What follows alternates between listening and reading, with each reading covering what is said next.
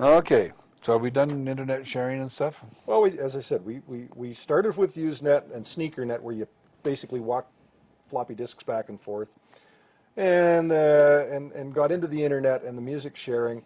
But more than anything, what I'm trying to do is set the stage for what is happening today and what's been happening really since the beginning of the internet back in the early 90s. And I watched an interesting item on PBS last night talking about taking small pieces of music tracks and making them, like turning them into a new piece of music. We talked a little bit about the difference between fair use and fair dealing, but I wanted to give you a little more information about fair use. Fair use in the United States, when you're dealing with an image of something, allows you to do what's called a collage. Mm-hmm. You can take a bunch of different images from many different people and make a new work out of all of those images in collage, and that new work is a new work under the Copyright Act, and you do not have to compensate those whose work you used in that collage. That is fair use. Okay. You can't do it with music. No. Okay.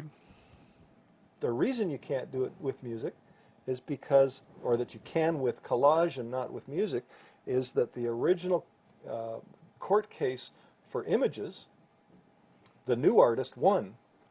And in the original court case for music, the old artist won.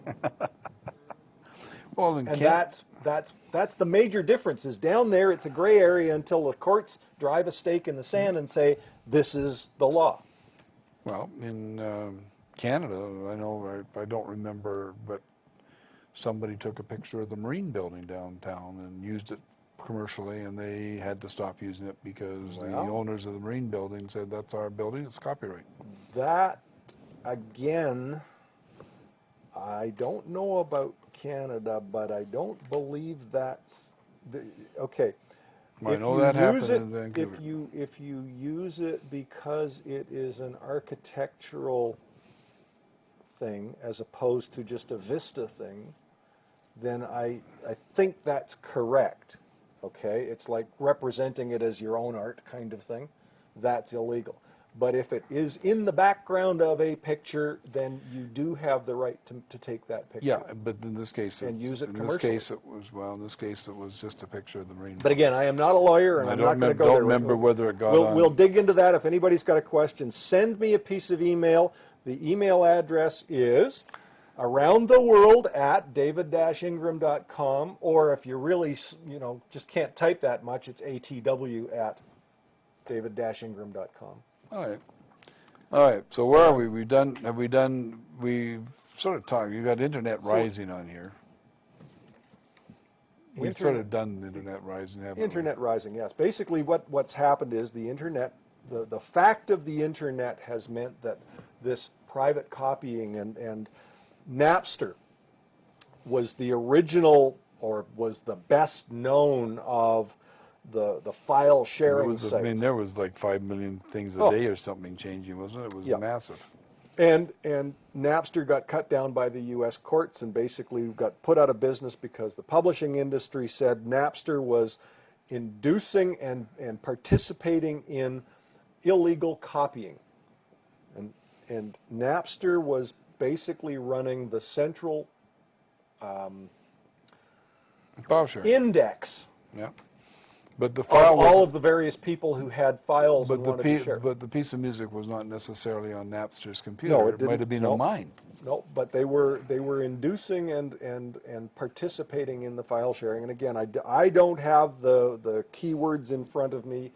Look it up on Google or Bing or Yahoo or whatever. Napster must be 6 years ago. Napster, didn't I put a date down there? I don't know. Napster's 10 years ago. Napster, 2001. So, There it is right there. I Yeah. didn't even see it on February here. 2001. Do you know why? You had your finger over it. My finger was exactly over the Napster word. That's been over it the whole time. I I've knew been I had it holding on there this. because I knew that had come up. No, you got peer-to-peer 2001. Why and what happened? Yeah. How about that? It's good notes. I never use notes, Well, as you know. You're using my notes. I know.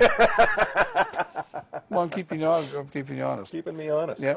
Well, Napster, what happened? They got shut down. And They peer-to-peer. got shut down, and the publishing industry has been trying to drive a stake into the heart of all peer-to-peer file networks, not just the ones that deal with music. And I mean, this really gets me personally because, first of all, I don't use peer-to-peer networks for copying music, even though, again, here in Canada, right this very second, it's still, if that part is still a gray area, but it's compensated for by the blank music levy. Okay, the things, the levy to on the media to which you are going to copy it. All right. Okay. Down in the States, down in the States, that only applies right now, I think, to cassette tapes. Okay. There is a blank media levy down there, but it hasn't been expanded and extended to the extent that it is here in Canada. But I use peer-to-peer file sharing to share open source software. If I want, well, the other day I downloaded a half a dozen different flavors of Linux. And we're talking about like and 6 you are or Linux. 8 gigabytes of and you are truly a pioneer. I'm a Linux person. You're a pioneer. Yeah. You've been a guy around forever in Linux. And the publishers are trying to get rid of a technology, and they are telling the ISPs to block the ports so that it can't be done. It's not just you can't share music, it's you can't use that technology. Okay. It's like Sony back in the days of the Betamax was being told by the video industry that they couldn't sell their product because it could be used to copy videos. Yes. And that was knocked down in the courts because that was not the only use that it could be used for. And so you have a Sony Betamax legal decision that says that if a product can be used for a non-conflicting use, then you can't ban it. But they're trying to ban peer-to-peer networking.